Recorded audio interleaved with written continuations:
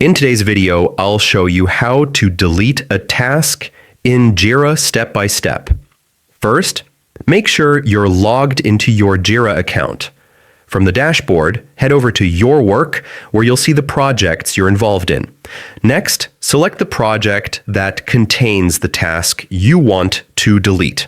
Once inside, go to the backlog or the relevant board to view your tasks. Now, find the task you want to delete and click on it to open the details.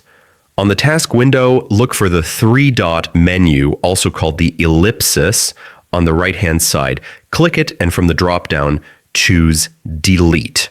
Jira will ask you to confirm since this action is permanent. If you're sure, go ahead and confirm deletion. And that's it. You've successfully deleted a task in Jira. Keeping your task list clean ensures your projects stay organized and productive.